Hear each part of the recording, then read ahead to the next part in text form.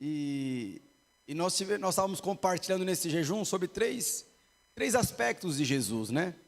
Jesus, uma vez ele falou para Tomé que ele era o caminho, a verdade e a vida. E eu não sei se você sabe, toda a fortaleza que resiste algum crescimento da área da sua vida, alguma área da sua vida a crescer, a prosperar, você pode ter certeza que tem uma mentira por trás disso.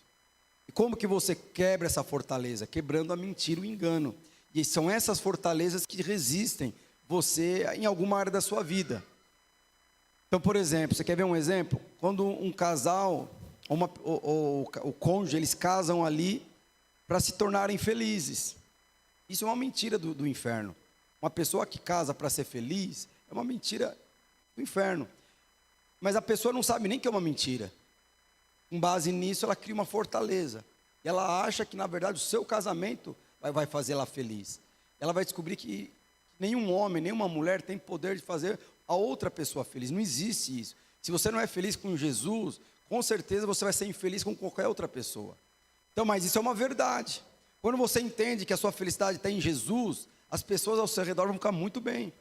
E aí você vai entrar num relacionamento não para ser feliz, você vai entrar num relacionamento para fazer a pessoa feliz, porque você vai ser instrumento de Deus na vida dessa pessoa. Então o que é isso? Isso é uma verdade. Então, por exemplo, quando você ora para que uma pessoa mude, para que o seu cônjuge mude, para que o pai mude, para que seu filho mude, geralmente nós oramos para que uma pessoa mude com base naquilo que você deseja para você. Eu quero que meu cônjuge mude para que eu fique bem. Eu quero que meus filhos mude para que eu tenha menos trabalho. Eu quero que o meu pai mude para que ele pare de pegar no meu pé. Então, mas isso também é uma mentira do inferno. Porque na verdade a palavra de Deus fala que todos que se achegarem a ele vão ser transformados. Mas ninguém vai ser transformado para agradar algum tipo de homem.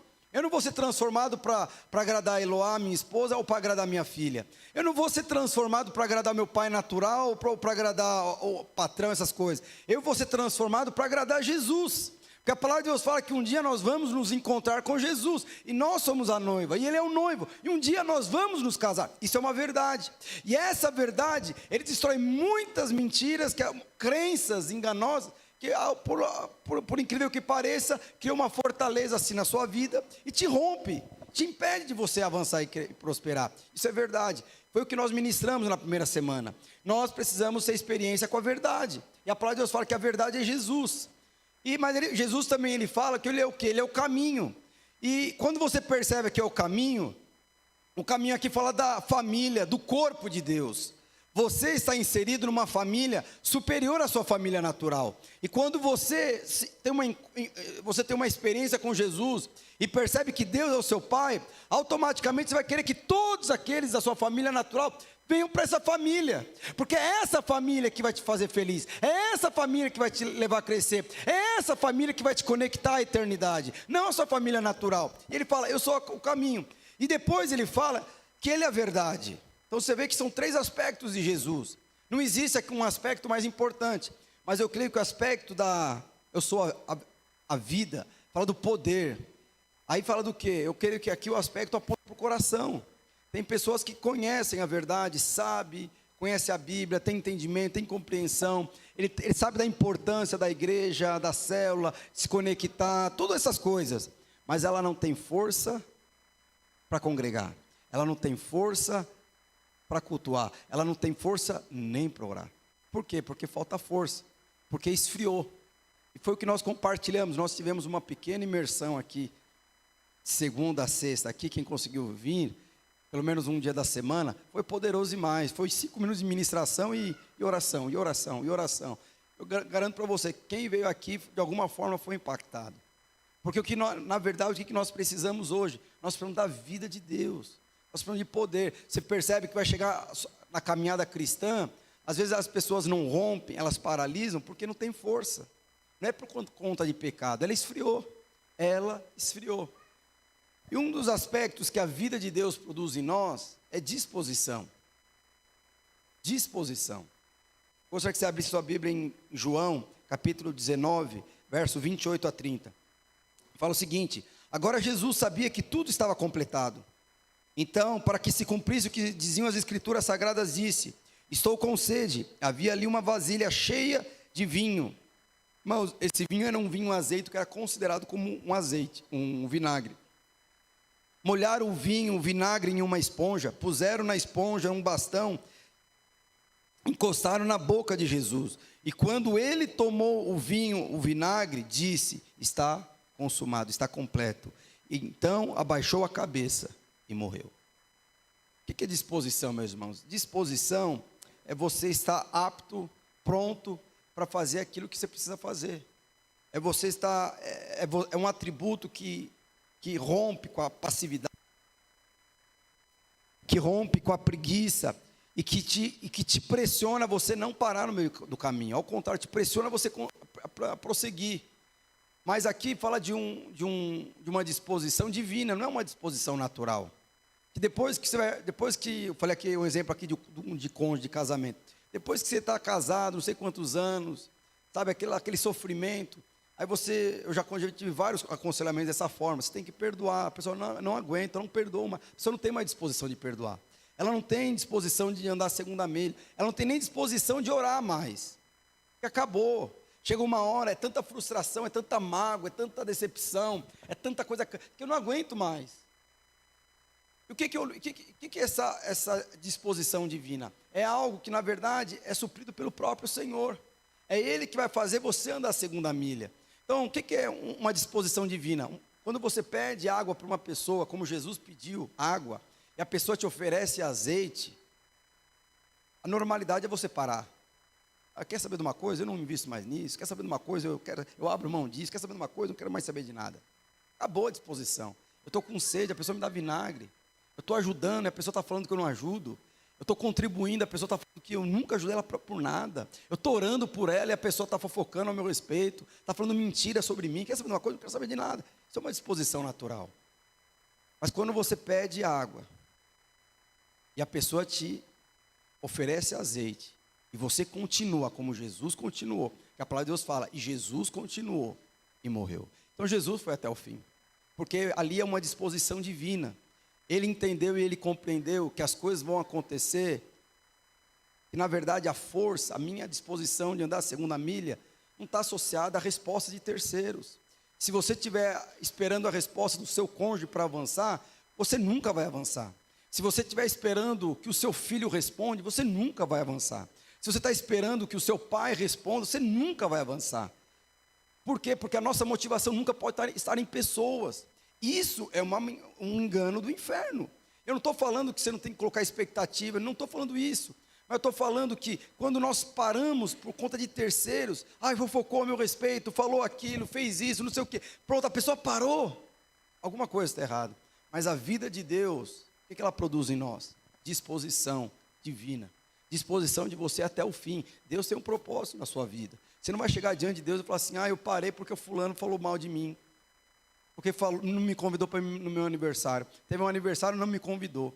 Eu fiquei no meio do caminho porque o meu cônjuge ali falou que não queria ir mais no culto, também não fui mais no culto. Você vai falar isso para o Senhor? Ele vai falar assim: eu sempre te dei oportunidade.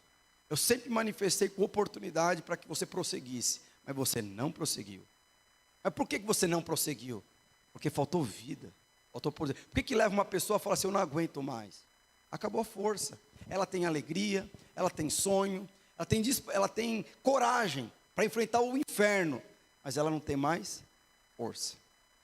O que a vida de Deus produz em nós? Disposição. Você está disposto a fazer o quê? Naquela área que não rompe na sua vida. Se você falar assim: pastor, não tenho disposição de nada, você chegou no ponto onde o Senhor precisa manifestar na sua vida. Você chegou no ponto onde você já devia ter chegado faz tempo, a questão é que você não reconhece. Chegar no ponto, você fala: eu desisto. Porque quando você fala eu desisto, dali em diante, é o Senhor que vai conduzir o seu caminho por você. E você vai ver que as coisas vão reverter ao seu favor. Mas nós precisamos de uma disposição divina. O que essa disposição produz em nós? Produz paixão. Gostaria que você abrisse a sua Bíblia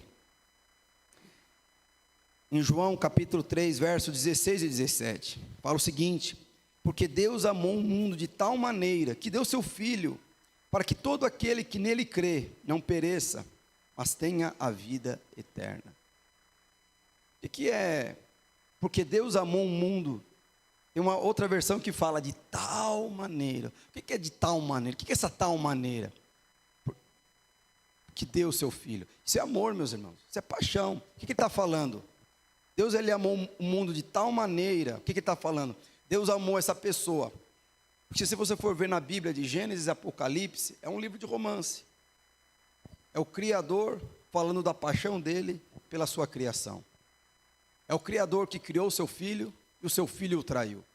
É o Criador que falou para a sua criação, fala, não coma isso, e ele comeu.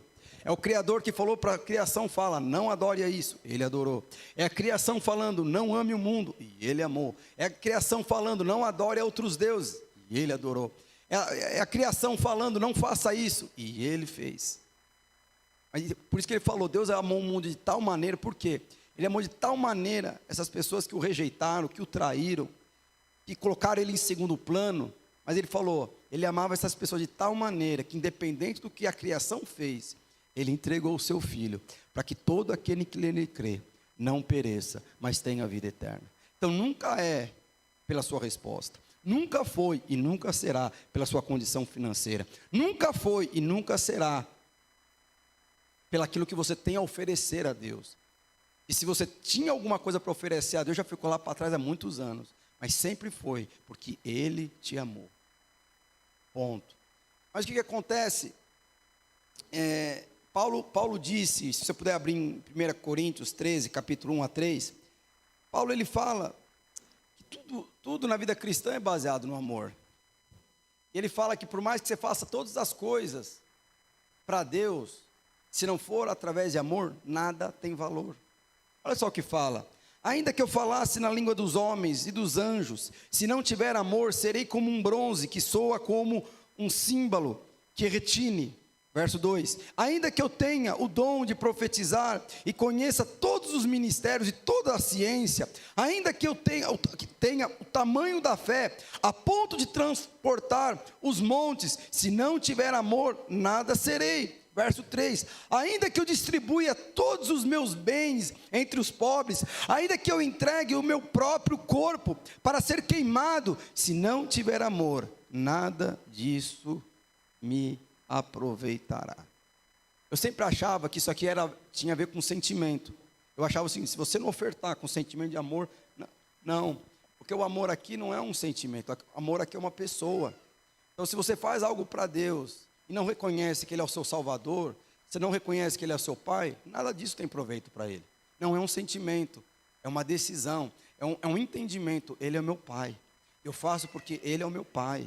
Eu faço porque Ele me resgatou. Eu faço porque Ele me salvou. Ele fala, quando você não tem esse entendimento, nada do que você faz tem valor para Ele. É interessante que na velha aliança, você, para ofertar e dizimar, era uma condição para você ser abençoado. Se eu ofertar e dizimar, aí eu sou abençoado. Mas se eu não ofertar e não dizimar, eu vou ser amaldiçoado. O que é na nova aliança? A única condição na nova aliança para você ofertar e dizimar, qual que é? É fazer isso em amor e alegria. Se você não ofertar em amor, em alegria, Deus não aceita. Então você vê que tudo isso, o que tem a ver com paixão, com amor. E no final, é interessante que a gente nunca faz curso, né, para permanecer a paixão. A gente faz curso para ficar mais rico, curso de milhas para poder viajar de graça, curso de cartão de crédito, curso para aprender a empreender, curso para aprender a falar. Mas a gente não faz curso para aumentar a nossa paixão pela pessoa que nós mais amamos. Sim ou não? No âmbito natural, o que nós devemos fazer é aumentar a nossa paixão. No âmbito espiritual, o que nós devemos fazer é aumentar a nossa fé. Mas essa carreira cristã sempre começa pela paixão.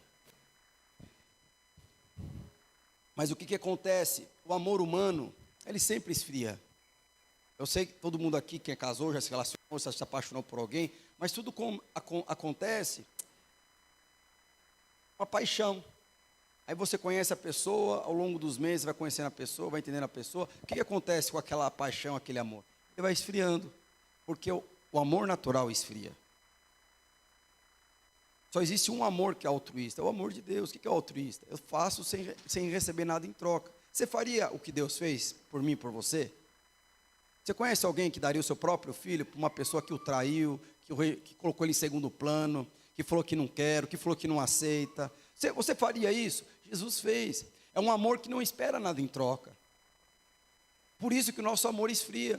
Por isso que eu estou falando para você, se você colocar sua expectativa em amor humano, você está frustrada, você está frustrado, as coisas não vão acontecer. Mas tudo tem a ver com o quê? Com paixão. Olha só o que fala em 2 Coríntios, desculpa, em Apocalipse. Apocalipse 2, verso 1 a 4. Aliás, verso 2. Eu sei que vocês têm feito, sei que trabalham muito e aguentaram o sofrimento com paciência. Alguém aqui trabalha muito? Alguém aqui tem paciência? Trabalhar muito e ter paciência é uma virtude sobrenatural, fala para mim. É o que está falando aqui.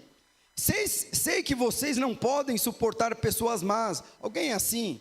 Eu não suporto gente mau caráter, eu não suporto gente que mente, eu não suporto gente que faz injustiça, eu não suporto gente que rouba, é o que está falando. Sei que puseram à prova os que dizem que são apóstolos, mas não são. Eu sei que vocês descobriram que eles são mentirosos. Vocês aguentam a situação com paciência e sofreram por minha causa, sem desanimar. Olha a primeira questão que ele falou. Vocês trabalham muito e têm paciência. Já é uma coisa sobrenatural, já não é? Trabalhar muito é paciência. E aqui ele fala, vocês trabalham muito, têm paciência e ainda não desanimaram. Isso é uma coisa que é só na eternidade, você vai saber como que isso acontece. Mas ele está falando que essa igreja fazia isso. Aí depois ele fala, porém tem uma coisa contra vocês, e que agora vocês não me amam como me amavam no princípio. Põe no verso 5. O verso 5 é o mais poderoso de todo. Lembre-se de quando vocês caíram. Pode tirar aí. É interessante que na velha aliança, quando que você caiu na velha aliança? Quando você pecou. Quando você pecou, você caiu diante do Senhor. Mas quando que você cai na graça? É quando você deixa a paixão esfriar. Não tem mais nada a ver com pecado, tem a ver com paixão. A carreira proposta, ela começou uma paixão muito grande no seu coração em relação a esse Deus.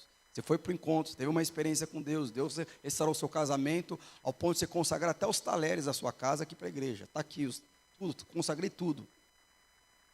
Mas a caminhada cristã, ela começa com uma paixão. E no final, você vai chegar diante do Senhor e vai falar, essa paixão aumentou ou diminuiu? E o que ele fala? Tenho, porém, contra ti, que a paixão diminuiu. E aí o que ele fala? Porque a paixão diminuiu, você caiu. Então, tudo as coisas, o que acontece, meus irmãos? O que nós precisamos aprender a preservar é a paixão. Aí eu queria aqui rapidamente falar de algumas circunstâncias. Porque quando você tem paixão, meus irmãos, o que produz essa paixão dentro de você? Aí produz alegria, produz perseverança, produz disposição, produz coragem. Mas tudo está associado o quê? Com paixão. Tudo começou com paixão. Deixa eu te falar, quando você conheceu Jesus até hoje, você está mais apaixonado ou menos apaixonado? Antigamente, quando você se converteu, não era qualquer coisa que fazia você faltar ao culto. Hoje não. Qualquer coisa, qualquer motivo é motivo de você faltar ao culto. Qualquer motivo é motivo de você deixar de orar e fazer outra coisa. Qualquer motivo é você deixar ele de lado e colocar outras coisas no lugar dele. É o que o Senhor está falando. Você faz tanta coisa, você contribui, você oferta, você vem. Mas deixa eu te falar, a paixão diminuiu. O que ele fala aqui? Não tem a ver com pecado. Porque no final eu só quero saber de uma coisa. Tudo que você faz é movido por paixão. Não é paixão por terceiros, por homens, mulheres ou coisas. É paixão por mim. Você continua apaixonado. E o Senhor, Ele tem um termômetro que Ele consegue medir. Se a paixão aumentou ou se a paixão diminuiu. E para nós encerrarmos, o que a paixão faz nas nossas vidas? Como ela se manifesta? A paixão ela se manifesta trazendo, primeira coisa, prazer e satisfação. Eu lembro, eu já contei aqui esse testemunho. Eu trabalhava numa empresa, num banco, e tinha alguns não, a maioria dos funcionários lá só ficava vendo site pornográfica, ficava dando em cima de mulher. Era um ambiente que eu não conseguia conversar, porque aquilo não me cabia ali. E eu lembro que tinha duas pessoas que trabalhavam comigo, um namorava e outro era noivo. Eu não lembro se esse noivo era casado, eu não lembro. Mas eu lembro que nós tínhamos 1 hora de almoço, Eu lembro que a gente almoçava em 40 minutos, aí tinha que esperar lá num salão grande para depois entrar e voltar a trabalhar. Eu lembro que eu estava no celular, provavelmente estava fazendo com alguém da igreja, conversando no WhatsApp. E aí passou uma moça, e os rapazes falavam assim: olha lá, Landim, olha lá, Landim, essa moça aí, Landim, não sei o quê. E a moça passou. E aí, mas eu não vi a moça, eu continuei no celular. E aí eu falei: Landim, pelo amor de Deus, eu sei que você é casado, mano, mas não pode nem dar uma olhadinha, tal, não sei o quê. Ele falou desse jeito para mim. Aí eu falei assim para ele: deixa eu te falar uma coisa. Eu não tenho necessidade de olhar para o lado nem para a grama do vizinho, porque minha esposa me satisfaz. Se a sua noiva não te satisfaz, se a sua mulher não satisfaz você, é por isso que você olha para o vizinho. Mas eu não preciso disso, coloque isso na sua cabeça. Ele nunca mais falou para olhar para o lado, olha lá, porque ele entendeu. Por que muitas vezes nós olhamos para o vizinho, para a grama do vizinho? Porque nós perdemos o prazer, você perdeu a satisfação. Deixa eu ver, é fácil de você atribuir isso para terceiro, mas reconheça, alguém pode ter te machucado, mas quem permitiu a paixão esfriar foi você, não foi o terceiro. Você não vai falar para o Senhor: eu não sou mais apaixonado pelo Senhor, porque Ele não me cumprimentou, porque Ele falou mal de mim, porque teve fake news, porque teve divórcio. Você não vai falar isso para o Senhor. Mas o que manifesta quando você está apaixonado é prazer, e você é motivado por prazer, nós somos motivados por prazer, e quando esse prazer vai, quando essa satisfação vai, o que acontece, meus irmãos? Você sempre vai procurar um lugar que vai te dar prazer. E às vezes você está num lugar inserido, acabou, parece que não era como antes. Mas é porque você amadureceu, é porque você cresceu. As coisas velhas se passaram, eis que tudo se fez novo. Você precisa de novas experiências. Aquela experiência do encontro foi poderoso no encontro. Agora você precisa ter outras experiências que você vai ter na conferência. Mas se você ficar nesse negócio de ficar tomando mingauzinho todos os dias, você vai continuar parado. Mas por que agora? Primeira coisa que acontece quando você está apaixonado, você tem prazer e satisfação. Quando você tem prazer naquela pessoa que você é apaixonado, aquela pessoa que você ama, você nunca vai olhar para o vizinho. É quando você olhar para o vizinho, você já sabe: eu perdi a paixão, eu perdi o prazer. Pastor, o que eu tenho que fazer? A gente vai orar por isso. Você precisa fazer só uma coisa: reconhecer. Esfriou. Esfriou. Quando eu lembro, contei aqui o testemunho, depois que eu tive a Isabela, aí depois de não sei quantos meses que eu fui comer com o Eloá, no restaurante, aí quando eu fui comer com o Eloá, nossa, não fui como antes, porque ficou 6 meses naquele relacionamento, tudo era em função da Isabela, minha filha. Aí você percebe, meus irmãos, esfria, fica 6 meses sem vir para a igreja, fica 6 meses sem orar, fica uma semana sem buscar Deus. Deixa eu te falar uma coisa, você vai esfriar, e aí, quando você esfriar, você vai olhar para o terreno do vizinho, e o terreno do vizinho, a palavra de Deus fala que já foi amaldiçoado, que é o mundo onde você vive. Outro sintoma de quem tem amor, e como ele se manifesta através de intimidade. Todos apaixonados querem estar juntos o tempo todo, com as pessoas amadas. Deixa eu te falar, não é normal você, depois de um tempo, não suportar ir para a célula. Isso é sintoma que esfriou o amor. Então, digamos, nós temos muito discipulado. Eu gosto muito de discipulado, gosto muito de reunião, eu gosto muito de fazer culto, eu gosto muito de me encontrar com os irmãos. Então, digamos que o discipulado começa às 8. Aí ele está, 9 horas ele saiu do trabalho, ele olha lá no celular, puxa, 9 horas. O discipulado vai terminar às 10, então não vou. Meia hora, não vai acontecer nada. Isso aí é sintoma de quem já esfriou o amor faz muito tempo. Porque ele está participando de uma coisa por conta de responsabilidade. Agora, quando você está apaixonado pela pessoa, não tem 10 minutos, eu vou lá ainda, lá pelo menos vai dar para terminar, fazer a última oração do amém, pelo menos. Por quê? Porque quem está apaixonado quer estar junto. Eu lembro quando eu estava na corte com o Eloá, nós tínhamos que orar 5 horas da manhã, aqui na igreja, não era 6. Eu lembro que na corte eu já conversava com ela por telefone, até de madrugada. E eu já acordava e eu vinha, eu nem pensava 2 vezes, porque eu queria ver, eu só ficava olhando ela lá orar, para lá e para cá. Tem que ver as atitudes de uma mulher de Deus e de um homem de Deus. Eu fazia isso, por quê? Porque eu queria estar junto. Agora, com o tempo, essa intimidade acaba. O que o Senhor falou lá para a igreja? Tenho, porém, contra ti uma coisa: a intimidade acabou. Você valoriza as coisas, você não valoriza a minha presença. Então quer dizer que 10 minutos para você é pouco? Então só porque você vai ficar 10 minutos comigo, eu não vou no discipulado? Só porque a célula vai acabar daqui 20 minutos, eu não vou para a célula, eu vou para casa? E isso é sintoma de que o amor esfriou. E um outro sintoma, temos necessidade. Quando se ama, a necessidade da pessoa amada é uma constância na vida da pessoa. Eu não sei se alguém já viu aqueles velhinhos bonitinhos, que se conheceram com 12 anos na escola, aí casaram com 18, 60 anos de casado, e com 90 anos de idade, o homem lá, a mulher morre, 3 meses depois o outro morre. Alguém já viu isso? Por que acontece isso? Porque de alguma forma eles criaram um relacionamento de intimidade, de prazer, constância, que na verdade um necessita do outro. A minha sobrevivência hoje está associada com a minha esposa e minha esposa com o meu marido. Se minha esposa morrer, eu vou morrer, não tem mais coisa, porque tamanha necessidade. O amor manifesta através de necessidade. Você tem necessidade de estar na célula.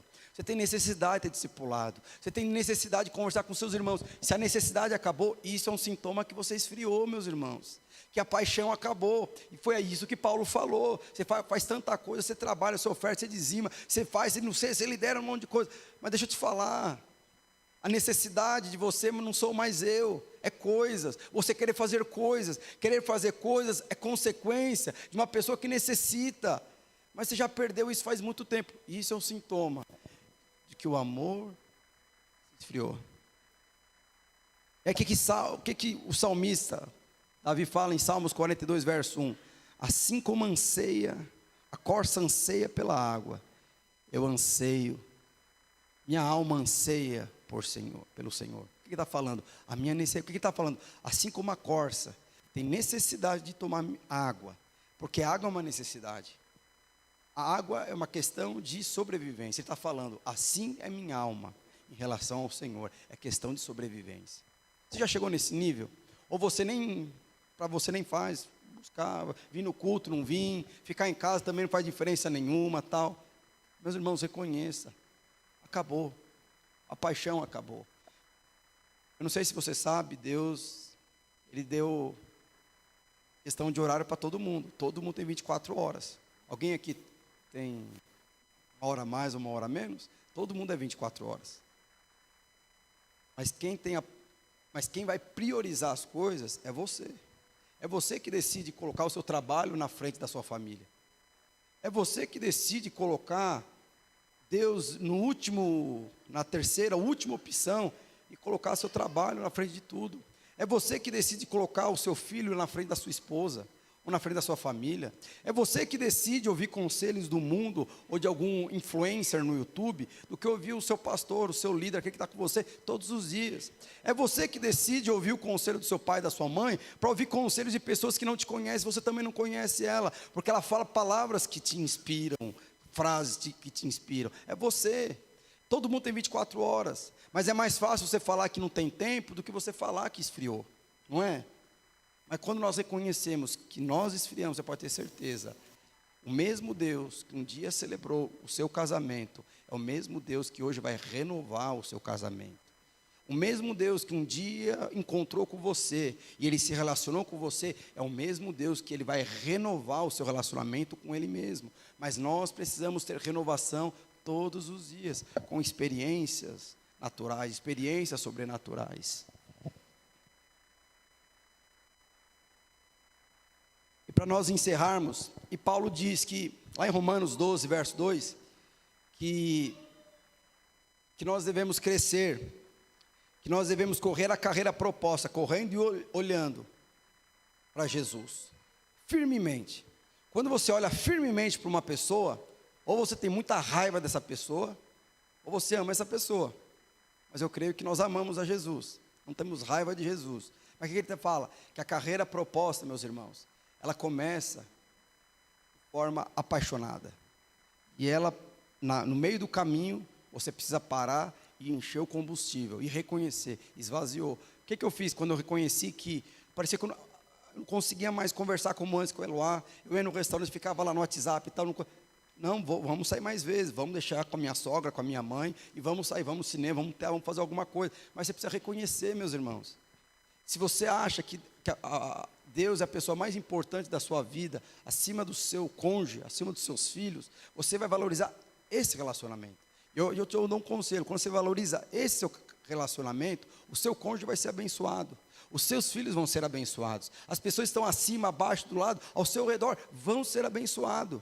Mas a sua paixão não pode estar alocada em pessoas, porque se estiver alocado em pessoas, você vai frustrar, você vai ficar no meio do caminho. Mas a carreira proposta começa com o coração apaixonado, e no meio do caminho, essa paixão precisa aumentar, e no final do caminho, o que você vai entregar para o Senhor é um coração apaixonado, independente de trabalho, criação, casamento, tudo isso aqui tem a ver com o mundo que nós vivemos, mas isso não tem poder de tirar a paixão que você tem pelo Senhor. Quando isso acontece, nós temos um problema. Qual é o problema? Que nada que você faz para o Senhor será aceito por Ele, porque não tem a ver com aquilo que nós fazemos, tem a ver com aquilo que nós sentimos, tem a ver com a posição que nós somos em relação a Ele. Nós somos filhos, e por sermos filhos, nós temos que cultivar essa paixão pelo nosso Pai. Eu queria que o pessoal do louvor subisse.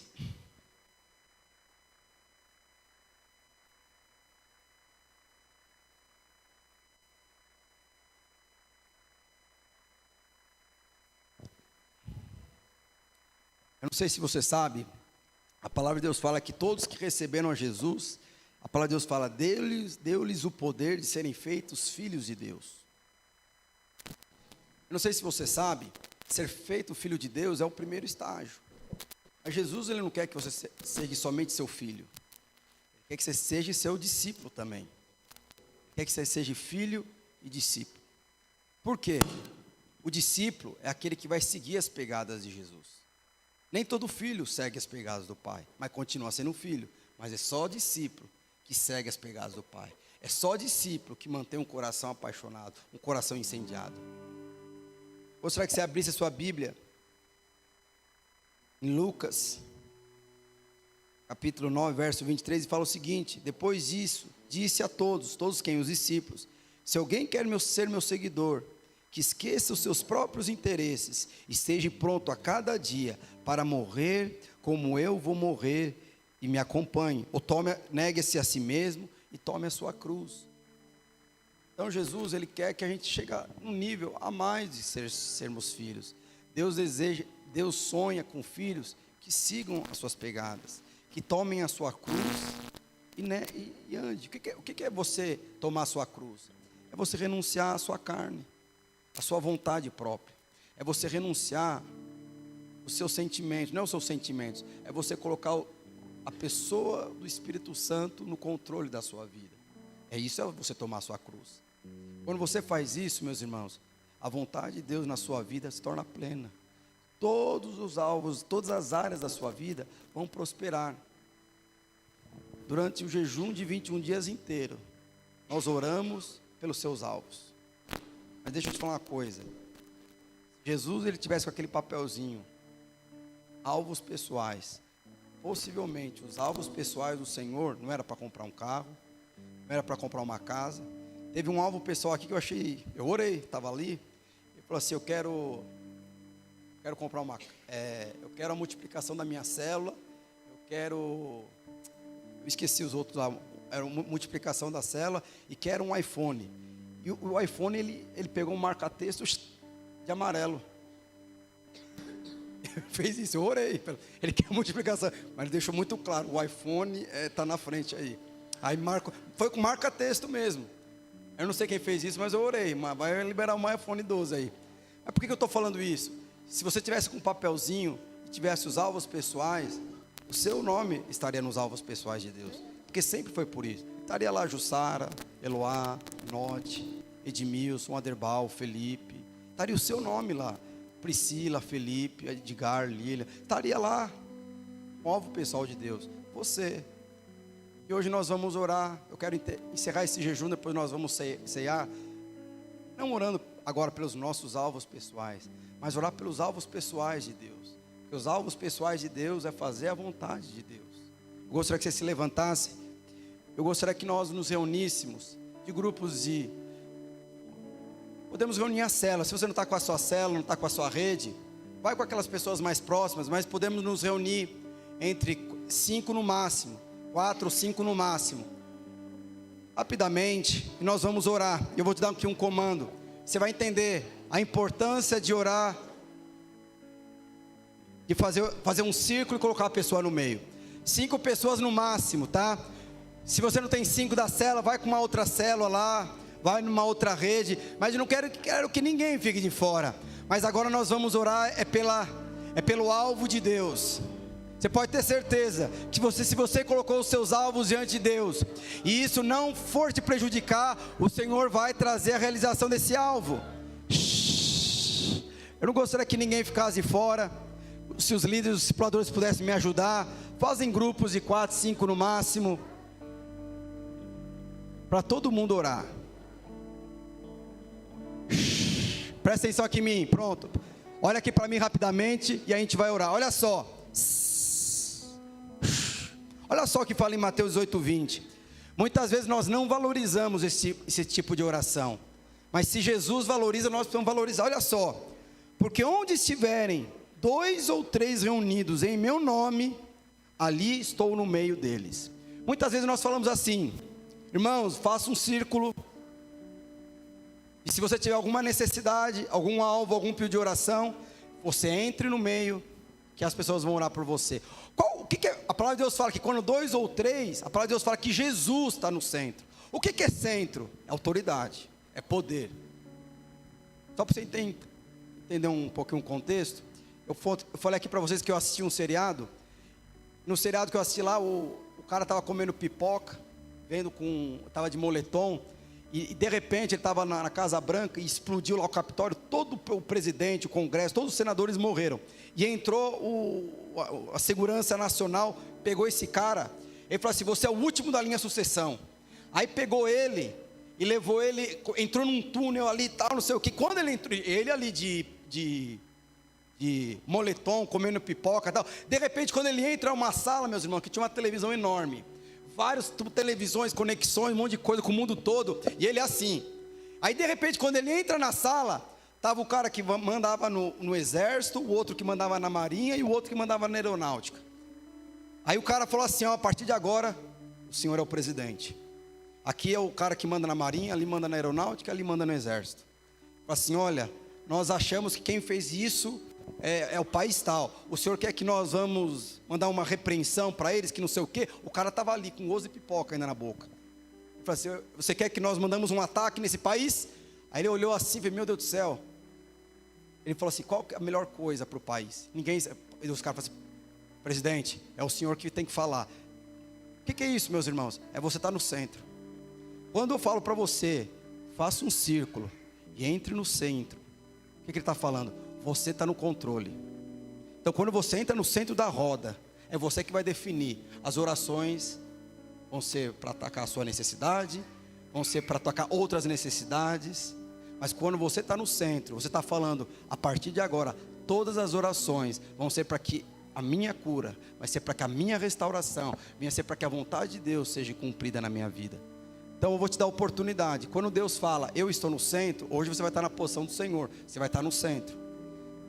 Se é o seu casamento, entre lá com o seu marido e com a sua esposa e fala: eu quero que a partir de hoje a vontade de Deus prevaleça sobre o meu casamento. É questão de liderança, eu quero que a partir de hoje a liderança na minha vida, em que tange meu trabalho, célula tal, venha a ser a vontade de Deus na minha vida. Mas toda vez que você entra no centro, meus irmãos, a marinha celestial, o exército celestial, a aeronáutica celestial está no seu controle. Se você falar ore, vamos orar. Se você falar ataque, vai atacar. Se você falar inferno, cale, o inferno vai cair. Por quê? Porque você está no controle de todas as coisas.